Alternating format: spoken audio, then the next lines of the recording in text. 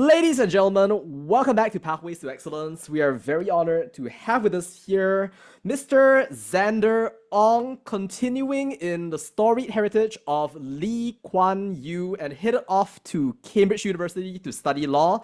Congratulations on your incredible achievements. Thank you so much for inviting me, and it's my pleasure to be on your podcast. Wow. Well, yeah, thank you so much, Xander, for dropping by. So have you actually seen Pathways before, by any chance? Yes, I watched a few videos. Um, I remember my first video was um Herman Leong, and then Oh. I also watched like Joel's video. Wow. Oh, well, thank you so much for watching along the way. And yeah, so once again, so congratulations on your achievements and thank you for being well on the other side now as somebody who's featured along the way. So how do you feel at the moment? I mean, well, you're going off to one of the world's top universities, off to Cambridge and things like that right there. It was an afternoon when I was playing badminton with my friends in the multipurpose hall, and I was like a bit shocked, and I felt unrealistic when I saw the it was a Gmail notification, and then it popped up, and then I read it and said congratulations something. So I felt really happy and lucky because I also feel that luck plays a huge role in the admission process. So I'm really grateful for um getting this offer, and yeah, I felt really happy and grateful. Wow. Yeah, I'm sure that in many ways you say that it's luck, but also I'm sure that like you work very, very hard along the way as well.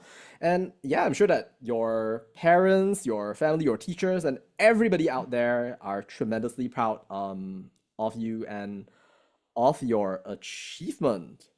But wow, oh my gosh. Like you're currently, if I'm not wrong, at KYUEM, right? Yes. And you are headed off to Cambridge. Wow. And incidentally, where are you originally from, Xander? I'm from Kota Kinabalu, Sabah. Yeah. Right. I see. Cool. Wow. One might think that you are like one of those like very top SPM scorers in the entirety of Sabah type things right there, but as it turns out, it's actually true. Literally, right here, highest SPM result in the entirety of Sabah. Ladies and gentlemen, we are actually speaking right here to yeah, like the kid who yeah, like did the very best in the entirety of Sabah. I think that you received like a Sabah Foundation scholarship and a whole bunch of other things as well. And you also got recently a YH2 Capital scholarship as well, right, to attend Cambridge. Yes. Ah, wow, congratulations. That's interesting. Okay, cool. Well, having said that, so yeah, like, can you share a little bit about, well, where you studied when you were a lot younger and what brought you, Xander Ong, to where you are today? So I studied at a Chinese primary school, and it was a relatively small school, not that big. But I went to one of the most famous secondary school in Sabah. It is an independent Chinese school. We call it Duzong in Mandarin. Duzong. But one thing that is really special with the school is that we study SPM and UEC simultaneously, and Mm-hmm. so it prepares me to um engage in more rigorous academic learning, and we need to learn more topics than if we only study the UEC or only the SPM syllabus. And yeah, so I think basically I learned deeper and broader. And there's also a lot of school activities in my high school. Like we have like around 50 plus clubs and societies. And Wow.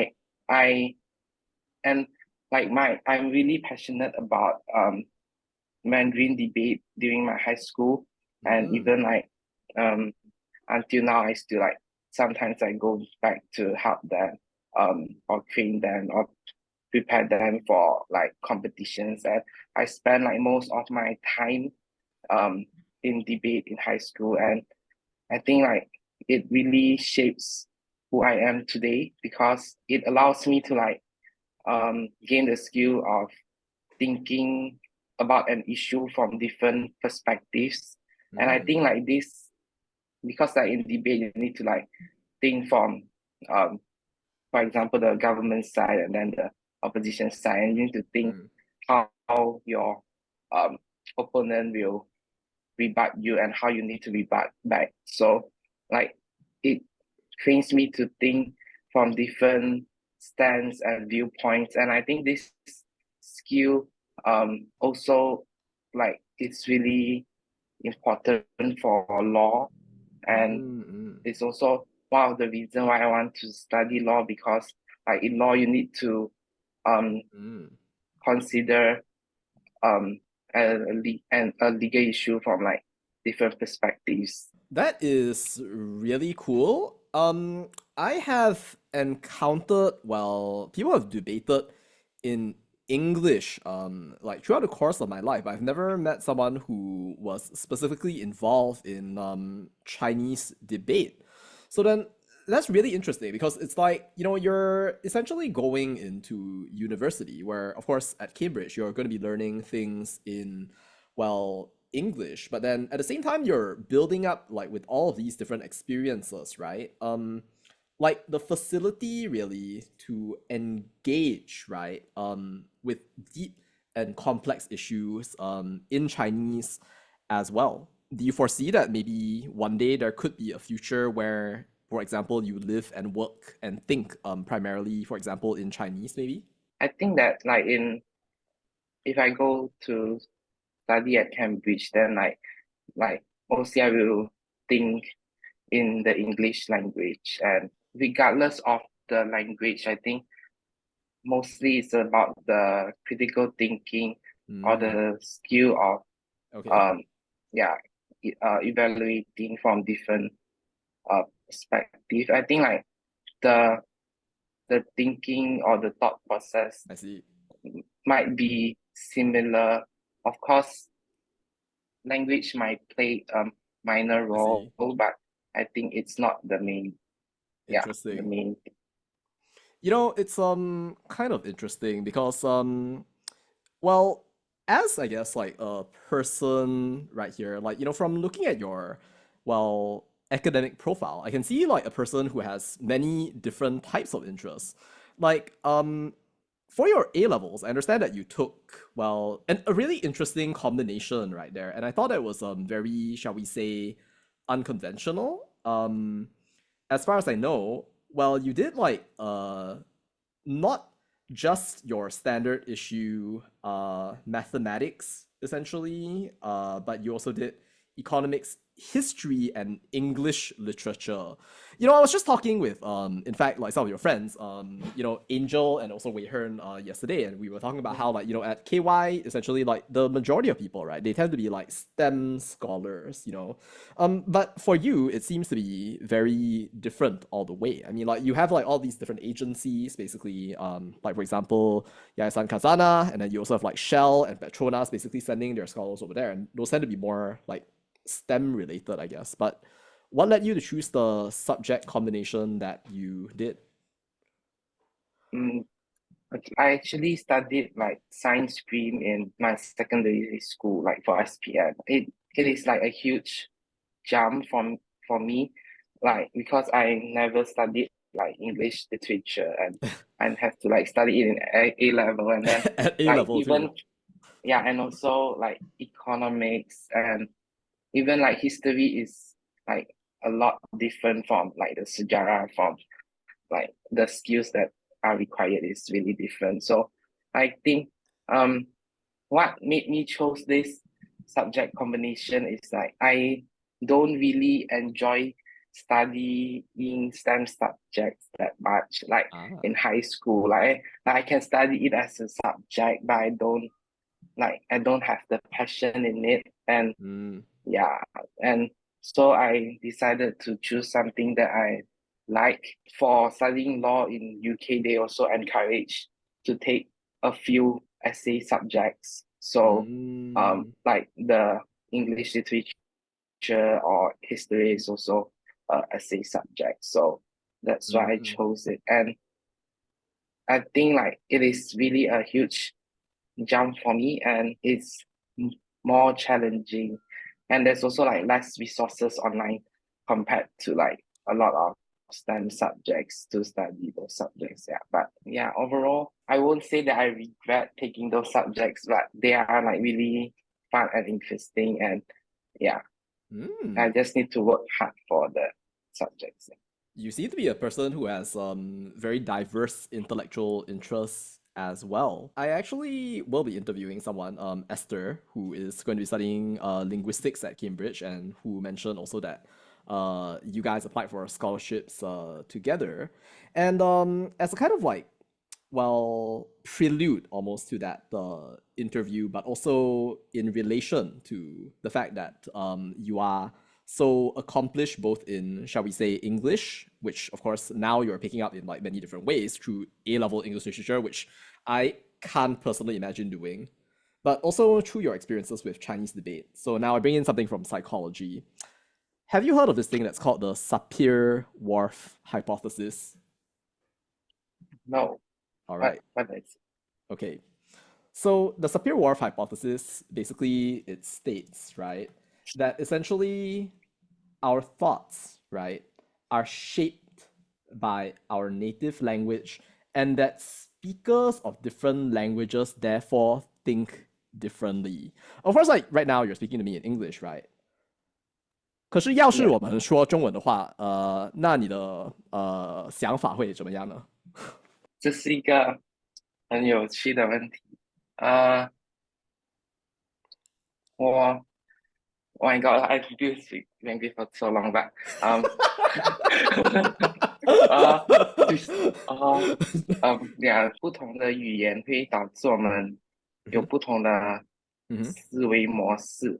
嗯我觉得，一定是有它的道理在那里，因为嗯很像有些词汇是只有在一种语言里面才有，然后有些词汇是在比如说英文里面是没有的，所以会导致我们有很像会有不同的逻辑的思考方式，或者是嗯，哦嗯举个例子，就比如说呃，很像在有些语言里面是没有性别那个第三人称呼是没有性嗯别之分的，like 呃，in like 在某些像欧洲的语言吧，就是在英，right 文里面我们会分很像he she or they 这样 right。说，No 所 third 以 person differentiation. Right. 所以嗯的确就会潜移默化的影响我们思考问题的一些嗯角度，但是我觉得虽然它会影响一点点，可是主嗯要主要还是你所受的教育或者文化嗯呃所造成的那个呃影响会比语嗯。言来的大。I see. Okay. So if I were to translate this for the audience, feel free to correct me if I'm wrong, Xander. So effectively, what you've said is that, well, in your view, although it may be true that there are certain differences between languages in so far as like expression is concerned, some languages may lack like say certain characteristics like the ability to differentiate third person from essentially other persons right there. But you feel that the core and most important thing at the end of the day is still a person's ability to think critically. Is that correct? Yeah. I see. Okay, cool. Wow. That's wonderful. Well, okay. I guess maybe that's true in like a lot of different ways as well. And thank you so much for sharing that as well. Sorry to put you on the spot right there. Well, all right. So I guess then a lot of people, of course, well, do go into maybe debate along the way. Although like, some people might not choose to go into law, but of the different possible paths that you decided to go for, well, what led you to the law in particular? Because there are problems like in STEM, there are problems in, for example, like social work, mathematics, literature, maybe. But what led or what leads you to the problems in law? Yeah, like I think it's not straightforward answer because like if I need to decide when I chose to go into law, I really can't choose like a specific time point. But I think generally like I'm interested in law because of how I realize the transformative power of law, like how much impact it actually brings to the community and individuals. And when I say impact, like not only good impacts, but also like negative impacts, like I think that like law can protect us, but at the same time harm us. So, for example, in Malaysia, there's like a lot of quote unquote evil laws. Like, for example, there's um like a sedition act, or Uh, for example, like the criminalization of, for example, uh same-sex sexual relationship. So I think like the law, like it has a coercive power, like it can punish people, even death penalty in some countries. So I think to determine what laws are justice and what laws are fallacious um my is what interests me to read law because um I'm really interested in like knowing not only what the law is but what the law should be, and that triggered me uh ignited my passion for law. Fascinating. Wow, thank you for sharing that. So for now, I think that you had intern at the office of Mr. Tommy Thomas. That was the first practicing barrister to be appointed from the Malaysian bar to be the Attorney General of Malaysia.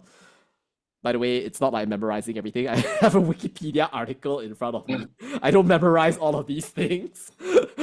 Don't Okay. think that I know all of these things straight away. All right. But still, the first non Malay and non Muslim Malaysian to hold his post after the formation of Malaysia. So, well, given this sort of work experience, but also, I guess, your own thoughts so far, I guess, like, how has this shaped the way that you view a future career in the law? Okay, so um I had an 1 week internship at that firm, Mm, and like it's the internship at that firm and not with Mr. Tommy Thomas in particularly. But I think that um like for like A level students or post SPM students, because we have not really learned like the law or mm, like the details of the law and the legal skills, the legal reasoning, it's really hard for the firm to actually um gives us mm, beneficial or really good um internship or activities for us to do. What I observe is like the long working hours in the law firm, and like um for me it was like from 8 to 6 because I'm not a law student, so I can't really do like legal research. And Mm, mostly what I did was like office jobs or like um some office skills. And like for example, I did like enclosure lists for like um 3 suits, and it was like really long. Like the enclosure list can go into like 600 or 900 documents. But I also had some opportunity to like read some legal uh documents, some legal cases when I'm free. So I feel like the legal job is not an easy job. That is what mm, I take the most from it, because like it requires like long working hours, and also like a lot of this kind of like documents, need to prepare a lot of documents, like the mm, even the small things like the enclosure list. Like it is a really like a tedious job also in some times, but it also requires a lot of like uh, um legal insights. And I also know like the pay for actually being like a lawyer, especially in the first few years when you're still like chambering or being a pupillage, or even like even after you become an actual lawyer for a few years, like the pay is still quite low. mm. And so yeah, so it allowed me to see the reality of the legal the legal career. Yeah. Mm, I see. Yeah, it's definitely not like watching Suits, right? Like all the time. Do you watch Suits Yeah. by any chance? I watched the first season, I think. Yeah. Ah, But I I see. did not Cool. continue. Yeah. Wow. I asked just because, like so many of us, we get that idea of what being a lawyer is like, from like dramas, TV shows, and stuff right there. But it's great that, you had some actual experience with that.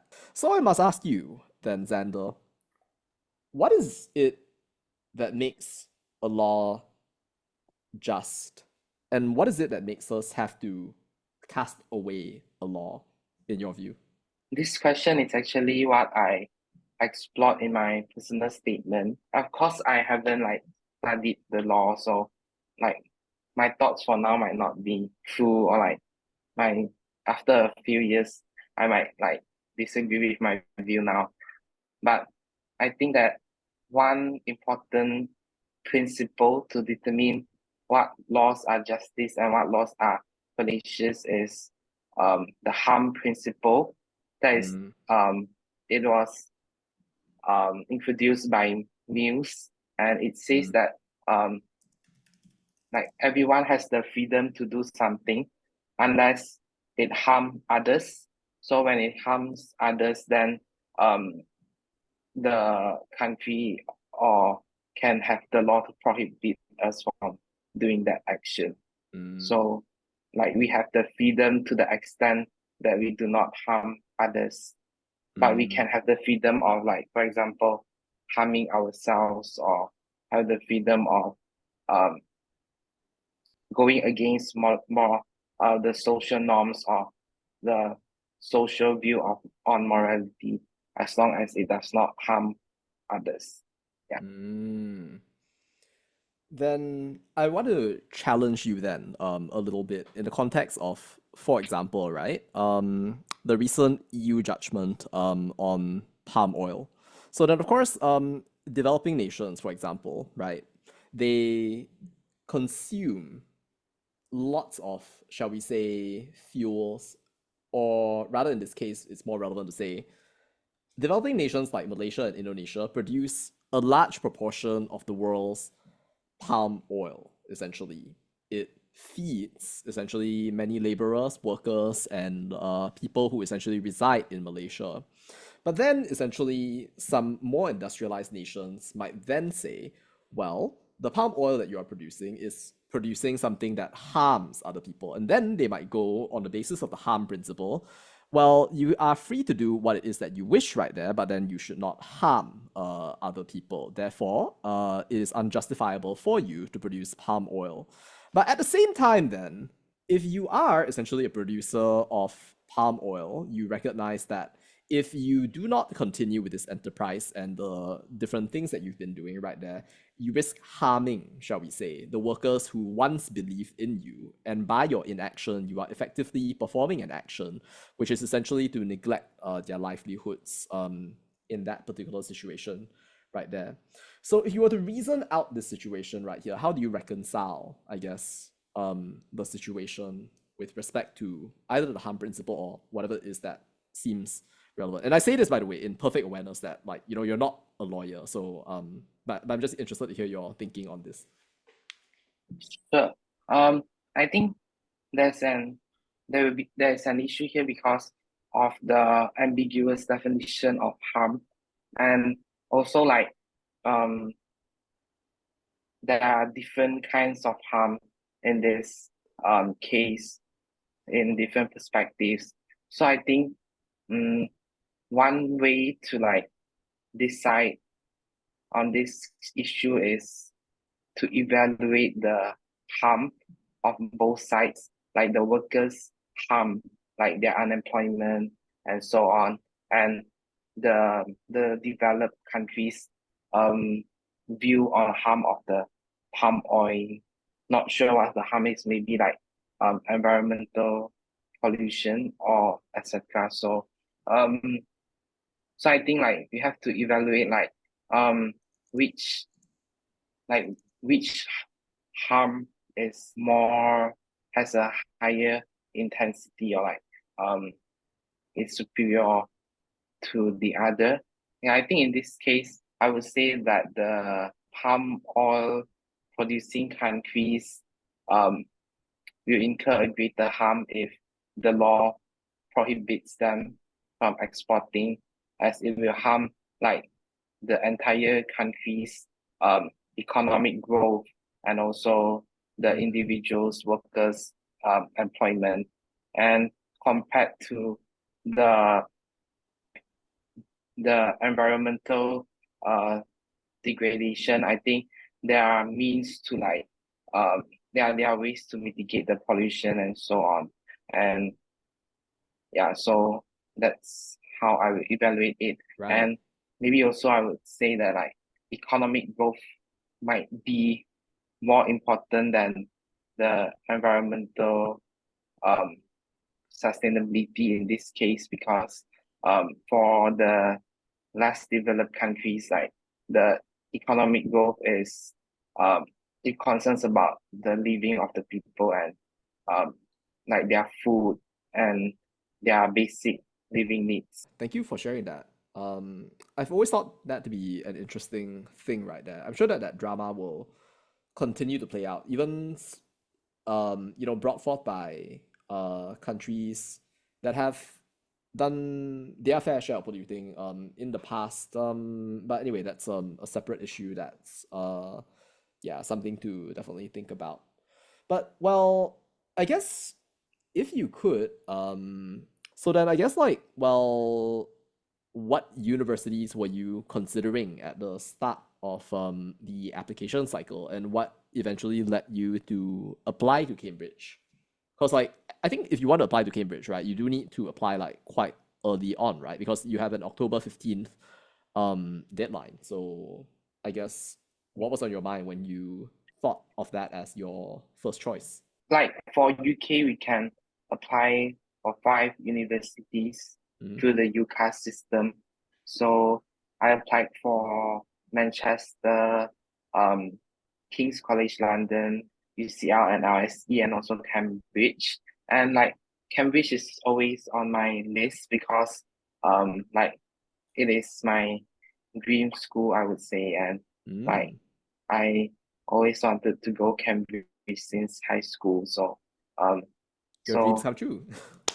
yeah, thank you so much. If I apply to Cambridge, then I need to like apply early. But I think like it is also a good thing because like I can um like start preparing early and um Mm. um yeah, preparing for my LNAT and also my Mm. interviews. And even if I didn't get in, I still have like 4 other university choices. So like yeah, it's no harm for me to apply. Yeah. I see. Well, what made Cambridge Law, well, your dream? Were there like specific figures at Cambridge, or was it like, like just the really cool campus, like the punting, like the wearing the robes, that sort of thing right there? Yeah, I think um it's like the environment, like um it's really beautiful with the river camp and also like the punting like you said. And yeah, I think it's like a really beautiful campus, and there's also um like a lot of passionate peers that are interested in their subjects studying at Cambridge, and it would be like a uh really enjoyable process to like exchange ideas with like Mm, the top students from every corners of the world.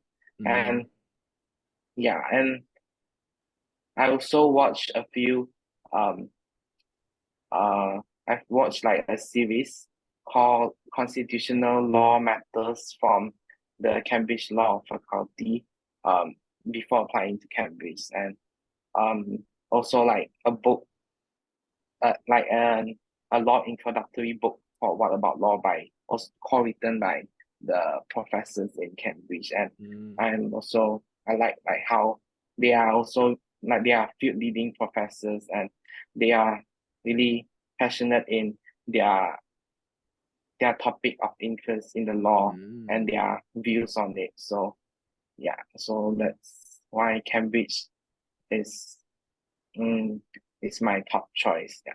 Right. And it must definitely not have been easy to get there.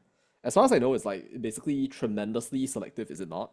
It's like you have basically like one spot, and then there can be like many, many people like fighting over a single spot right there, and then various other things of that nature. So you beat out a lot of people, that's for sure.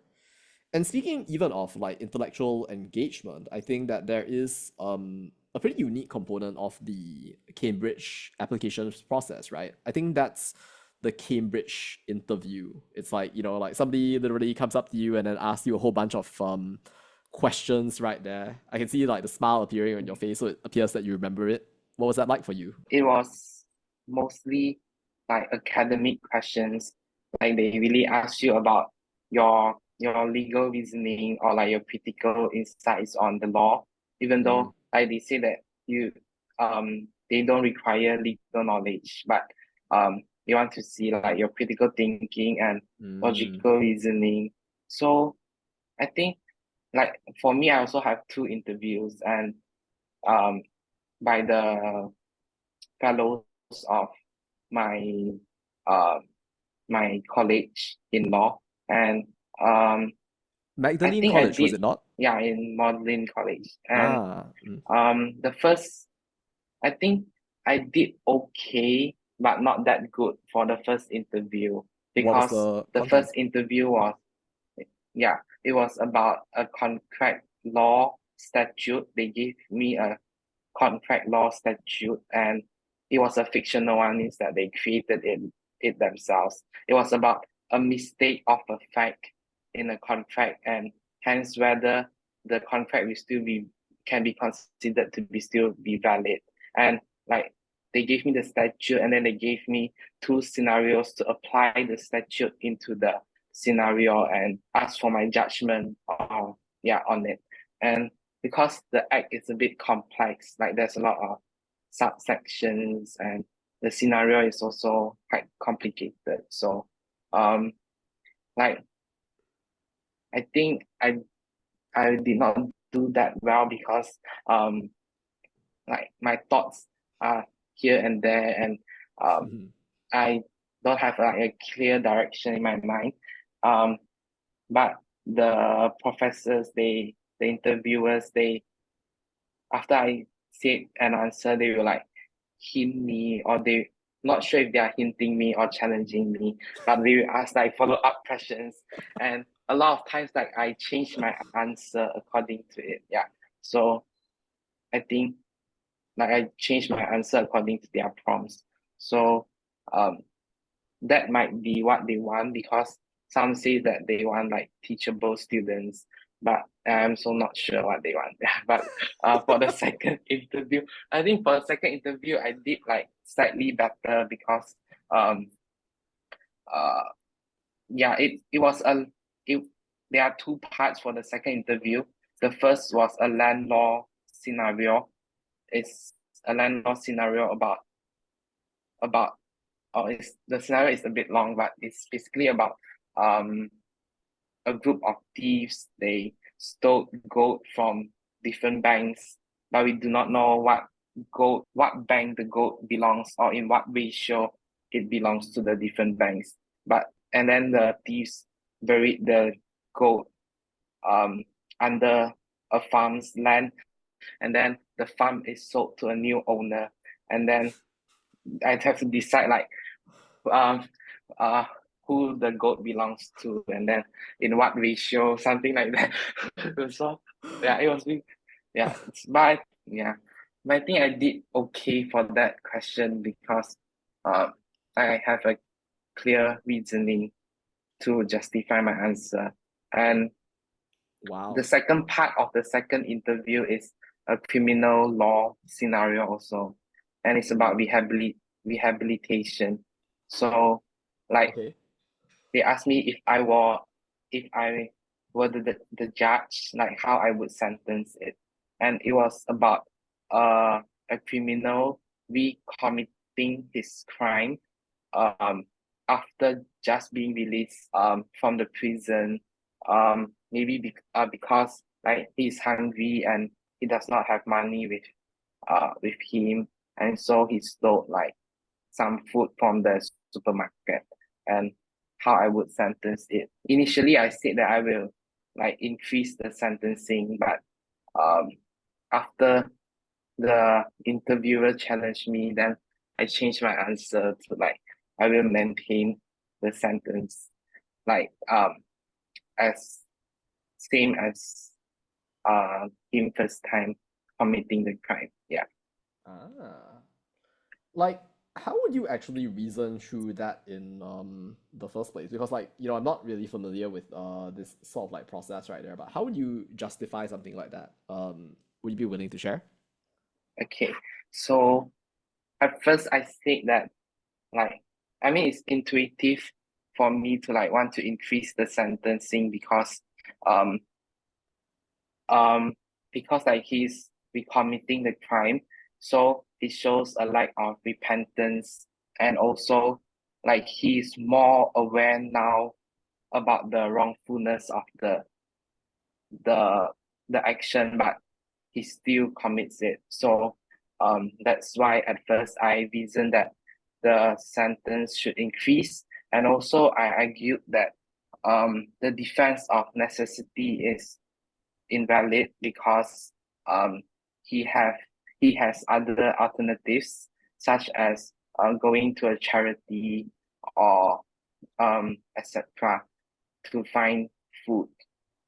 But the interviewer challenged me that um she said that what if the defense lawyer argued that the prison is the one that caused him to steal the food, because um the prison did not provide like enough money or enough food for the person.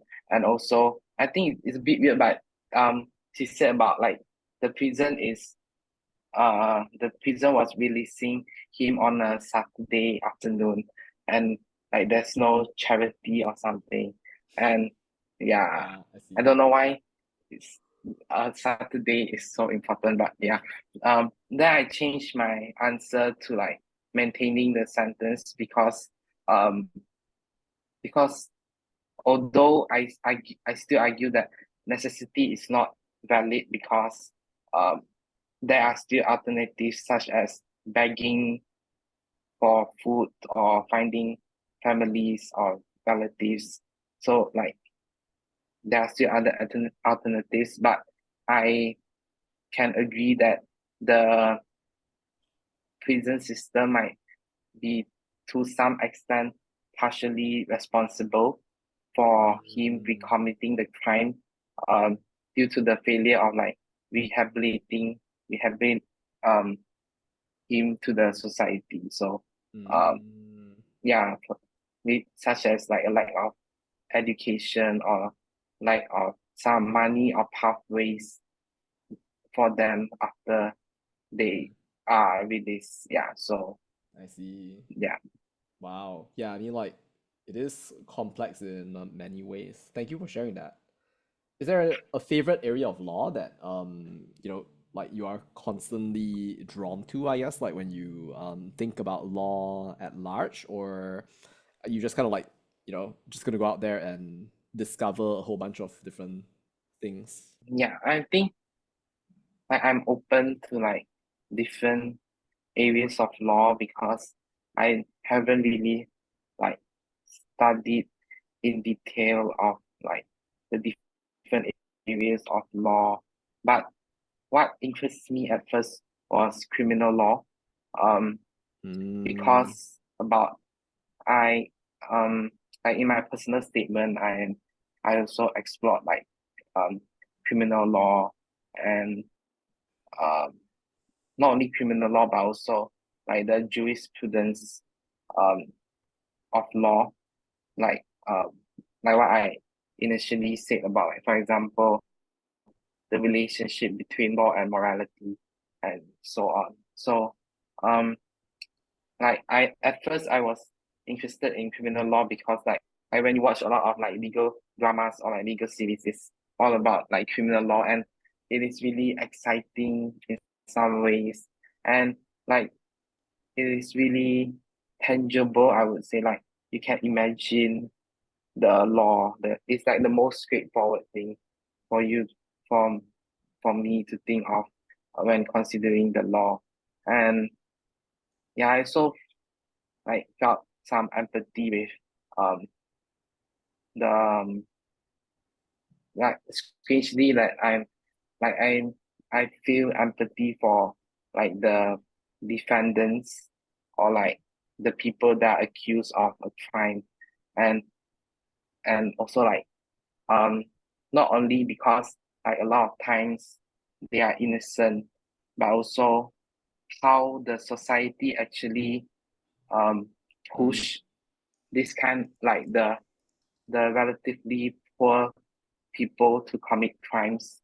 I think like the society is partially responsible due to like the unequal distribution of income and also lack of education opportunities that mm. cause uh, people to like commit in crimes to survive or maybe like they don't have the awareness of it. Yeah. So I think that is why um I'm particularly interested in criminal law. When you think then about, shall we say, nature, right, of human beings, do you suppose, in the majority of cases, that maybe a criminal ends up committing a crime because of their surroundings rather than because of something within them that is bad? I mean, if we were to think about, for example, bad circumstances, and here I would advance my point of view right there. If bad circumstances uniformly led to the same outcome in every single case, then it would seem that every single person who had lived through trauma or a broken home would end up becoming a hardened criminal, stealing loaves of bread from grandmothers in the middle of the street and eventually ending up in prison, or perhaps, well, performing acts of desecration and depravity right there. Yet we see at the same time that there are people who manage to go past those circumstances and manage to make something that is great out of their lives. How do you, I guess, reconcile, right, the fact that there are such individuals like this right here and that coexist with criminals shaped by the environment within a broken world? Yeah, I think that those people that can um overcome their circumstances are like only a minority of like the entire community.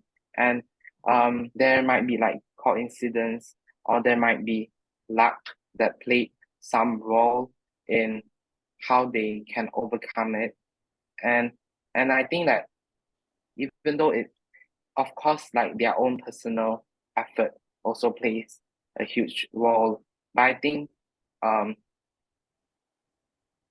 like it is a high requirement to require everyone to be like them. I think like it is not an easy thing to like overcome all these circumstances and become good. Um, like some people can do it, but like they are on a higher level, like like on a like on a god level or something. But we cannot require like every ordinary people to um be like them. I think that it would be too harsh for the law to require like every um victim of the surroundings to become them. So I think like the law should only punish people for doing things that of course like if they committed crime they would still be punished. But I think like there would be some, for example, more tolerance or like less sentencing for some of them.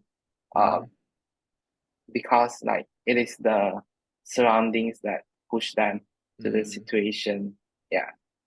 I see. Is it then law, education, or otherwise, right, that would create a situation where individuals, because it's not guaranteed, maybe, that a person who goes through a bad circumstance will end up, for example, committing a crime, right? It's not guaranteed. But is it the role really of law or education? And this is assuming, of course, that it is possible to fix this problem. I don't know what your view is on that. But here I make the assumption that maybe it is possible to fix this, which of course you may challenge at a later point. But assuming it is possible to fix this, then is it the role, for example, of the law to do so? Or is it the role of education to do so, to make sure that somehow or another, even within desperate circumstances, individuals do not contravene what is permissible or allowed under the covenants of the social contract that has been established through our, shall we say, precursors, or essentially our, well, past cases, right? I don't know the exact legal term right here, but essentially like the different cases that have been brought forth by society. Whose role might it be to resolve this problem if it is resolvable? I think in reality both have to play a role, but they play like different roles, distinct roles in fixing the problem. So like um education um is required to solve like the root problem, but it's like a long-term solution and it requires um more time, and it might not work, but it is the only way to like solve the root problem of um their desperate circumstances. And um for the law, I mean, on one hand, the law should, through its deterrence, prevent them from committing the crime. Yeah, so I mean, it's like the law, the education is, it changes like uh, the inner motive, and the law plays the role in um, like, uh, how to like, the ex is like increasing the external um cause of them committing the crime.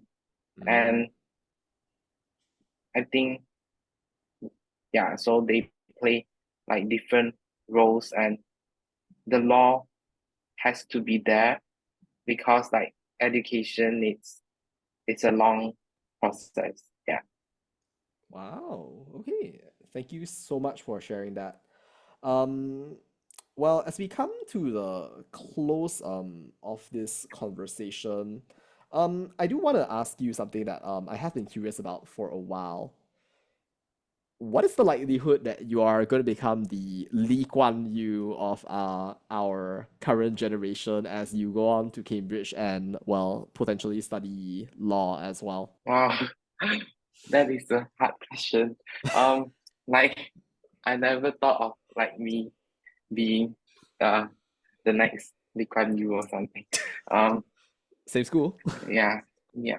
I'm not quite sure about um what I want to pursue in for the future. Like most likely would be like being a lawyer, but um if I would be like Lee Kuan Yew, then I would go into like politics and so on. But I'm not that keen on being a politician. But I think like as a lawyer, there's also ways to like challenge or change the law.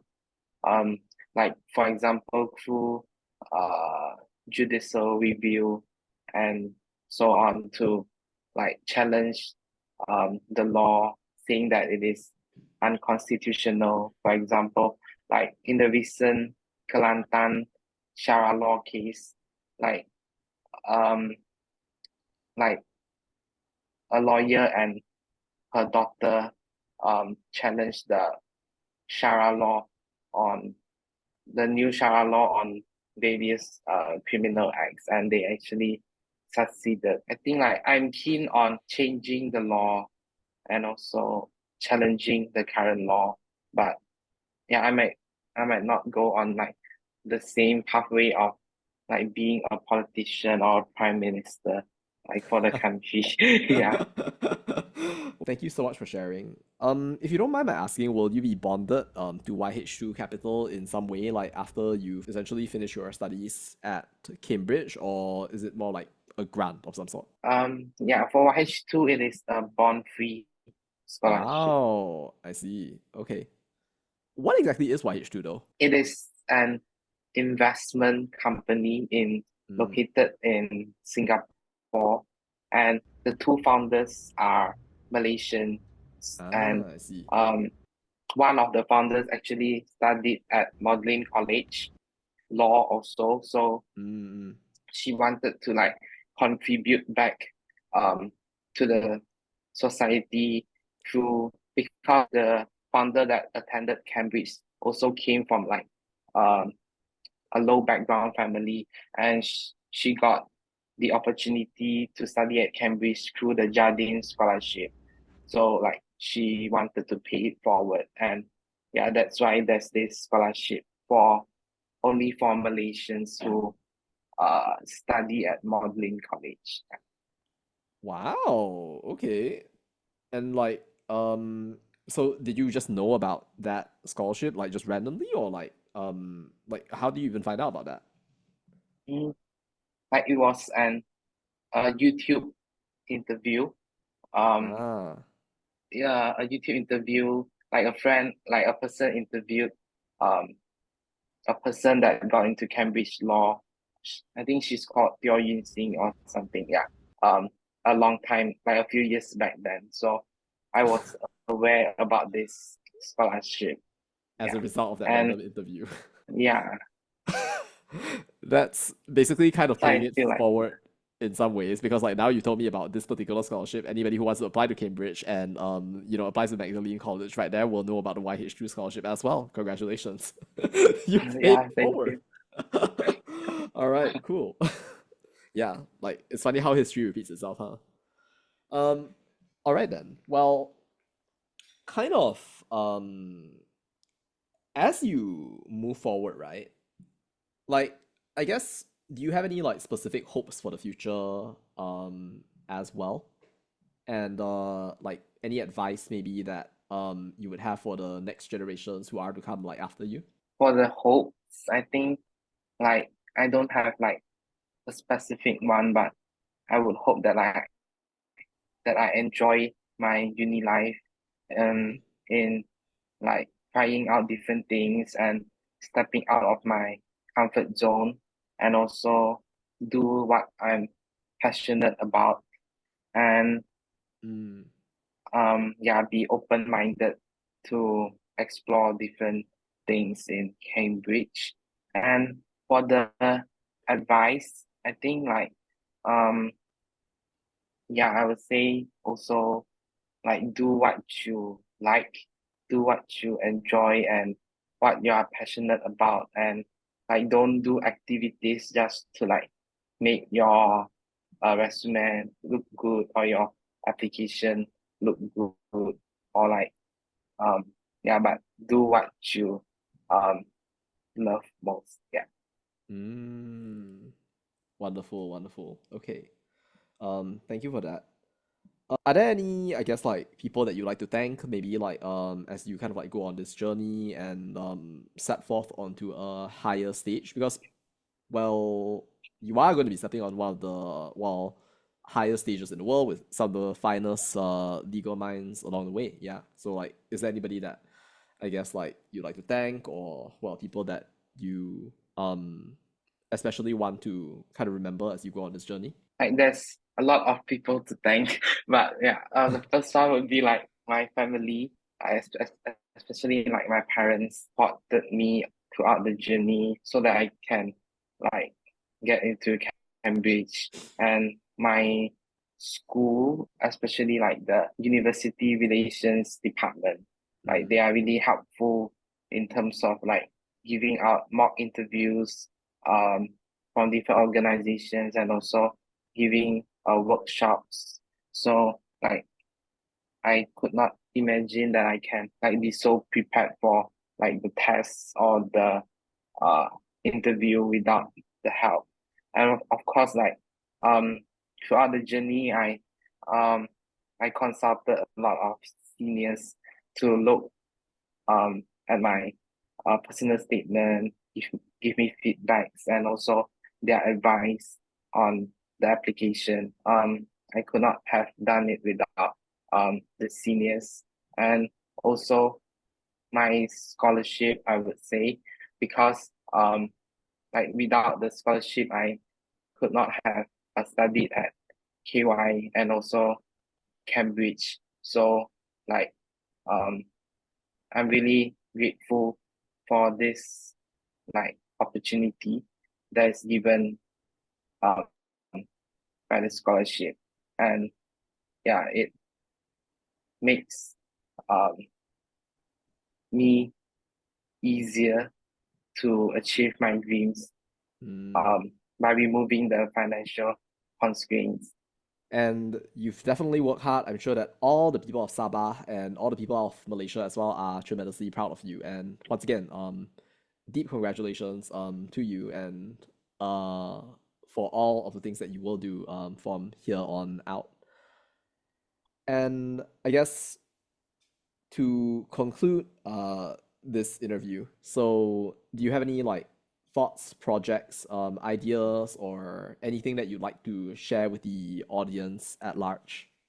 Just um work hard, be optimistic and enjoy your journey. Yeah. All right, wonderful. Ladies and gentlemen, Xander Chong, admit to Magdalene College, Cambridge to study law and to become a future Lee Kuan Yew. Citation needed, citation needed. I don't know. All right, thank you, Xander. It was wonderful. Appreciate it. Thank you. Thank you so much for You're, inviting. It's my yes. pleasure. All right. Hashtag bless.